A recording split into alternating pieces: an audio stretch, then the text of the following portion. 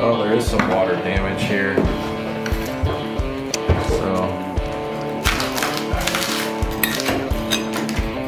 So there's our OSB plywood.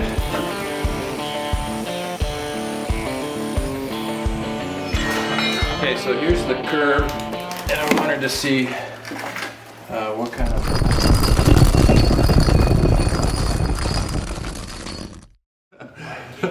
Hey, what's up everybody? Welcome to TileCoach. I'm Isaac Ostrom. Today we're at a repeat customer's house. Here we are, we're in the downstairs bathroom, and we're gonna be tearing out a new one, and I wanted to show you, this is another hot mop shower that we're having trouble with. So come on in here. Say hi to Mai Tai. There's Mai Tai. Her son just came up. Where'd Mai Tai go? Oh, she went into her little thing. There she is. Hi, Mai Tai. You're going to be hearing Mai Tai probably all through this whole video. You'll hear Mai Tai. So here's our bathroom in here. And what we got here is this is granite 12 by 12 tile. So this was really popular, I would say, starting around 2000, probably up until about 2005, 2006. We started seeing more solid surface, more solid slab. So the granite tiles, the 12 by 12 tiles, kind of, we stopped using them because the price of slab came down so much. So we used to do a lot of these tiles on countertops. We did them in showers, bathrooms. Granite 12 by 12 was a really popular thing. So this was kind of done in that era. It's about 20 years old. And everything looks really nice in it. It's still in great shape. This is a one coat float over drywall, I can tell. And everything's holding up really nice, except for we have an issue with the curb. And so this is one of the things I've been seeing a lot of lately as I've been tearing these showers out with these one coat floats, is that we're having issues with the curbs. But what has happened is we have this big crack that is going all along the curb here. We even have some mineral salts and efflorescence coming through there. And that crack runs all the way in the grout. We have a crack coming up right here, another crack, crack. And then look at the casing right here. The casing, this door casing, has a lot of water damage. And what happens with these curbs, as the pan gets saturated, the mortar ends up wicking up and over, and we get a lot of water vapor issues along the edge of the curb, because this is where the moisture evaporates. And so we end up with a lot of water damage around here. This could also be from water getting down over the curb, and this just be a problem area, but we see a lot of issues from curbs hitting any wood or drywall next to it. One of the things that I would like to see in our industry is some kind of specification for waterproofing outside of the curb. I mean, imagine if you were to waterproof out, you know, a good 6 or 8 inches past the curb. That would alleviate a lot of these issues that we see. And obviously you can't do that with a door right here, so architects and builders would have to plan around that and not put a door right next to a shower curb, because you can't expect this to last very long. As water vapor comes up and over and out, you'll end up with this. But we have this crack here. The crack actually extends all the way through here, so I don't know what is going on with this. Oh, and look, we have, that sounds a little hollow, but yeah, that crack goes all the way up. So yeah, so we'll go ahead and get this shower door off, and let's investigate what's going on underneath this. I thought you did a YouTube video and seen a jack of all trades. That was Jason that called you Zach of all trades. I realized that, yeah. After I was like, oh, that's so cool. Mm-hmm. Okay.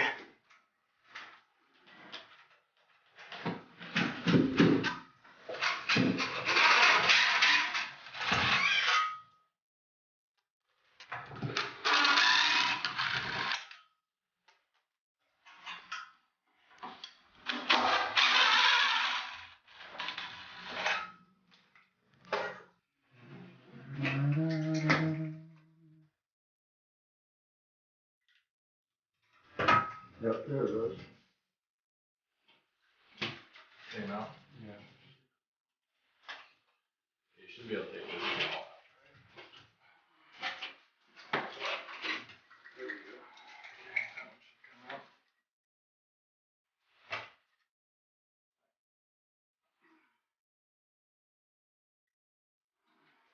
Go ahead and pull that one off. I think this one's kind of locking it in, but... Is it? You see the tile pulled right off. So something caused that to break. See, we got a crack going through here, so I think there's just some kind of movement going on. Here's our mortar bed. So a nice float under it. And I think this one's loose too. Do you have a little pry bar, Zach? Yeah, so these tiles are really loose too.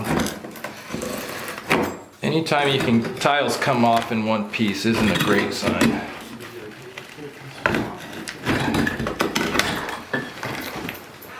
Oh, there is some water damage here. So,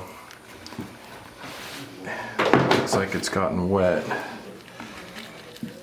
Yeah, and the drywall it's moist. There's definitely moisture in here. So it looks like the wood is definitely damp. It's not soft. So the hot moppers, they stop their hot mop in the wet area of the shower. They never carry it onto the sides of the bench, thinking, well, the shower door's here, so that's going to keep any water in here. But with mortar, as you see, if it gets wet, it's going down, you know, the moisture wicks through the mortar and gets to the drywall, so there's no hot mop on the side of the bench. The hot mop stops here and here, but as the moisture wicks around, it's getting this drywall wet, soaking into the wood. So that's probably why this was failing, is the wood, the framing in here was taking in moisture, and as the wood gets wet, it expands, and it'll dry and contract, and it'll wet and it'll expand. So that's why these tiles are failing, is we get expansion and contraction. Same thing is probably happening on the curb here. But let me start taking apart this mortar bed.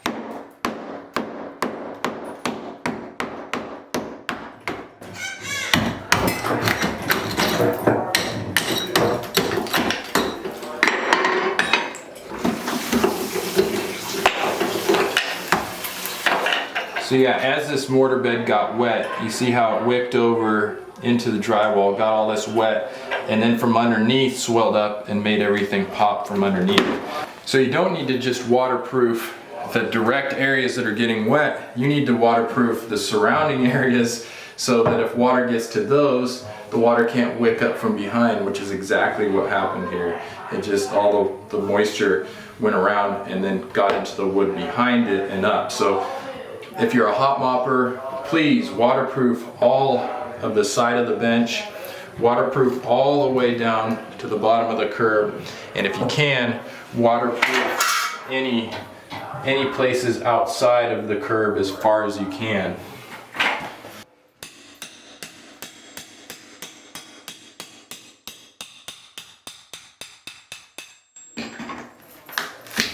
So there's our hot tar. It's not hot anymore, there's our tar.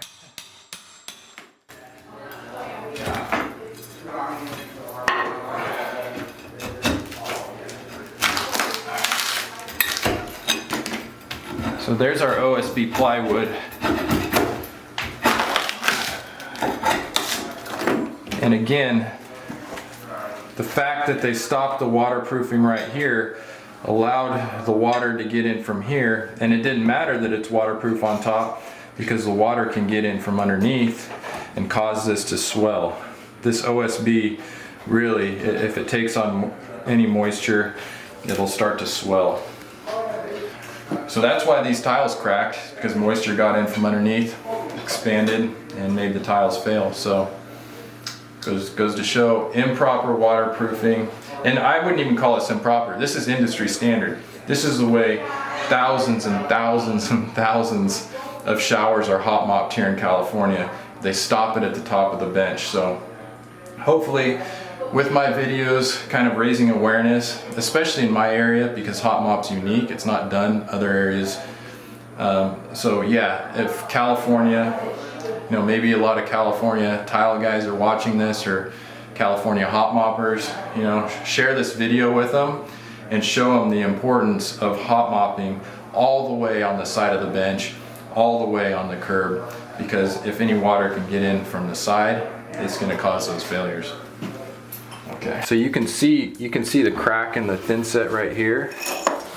Can you see that on the camera? You got any Yeah, so there's a crack in the thin set, so we popped part of this tile off. So yeah, we already have some movement. So Ronnie, let's try to get these the top of the curb pieces and the I'm side gonna pieces go up. this way. I'm gonna shoot it this way. Okay.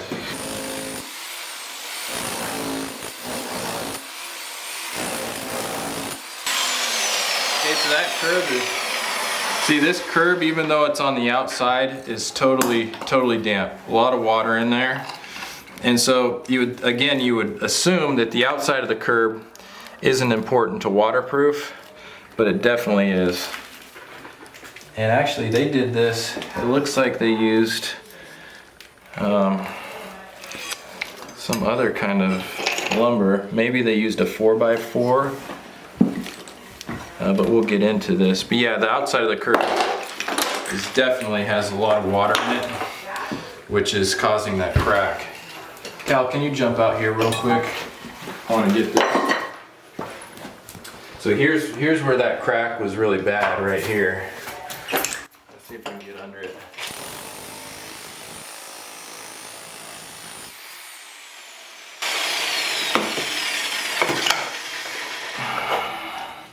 So that's right where that crack was. So it had to be from this lumber expanding and contracting.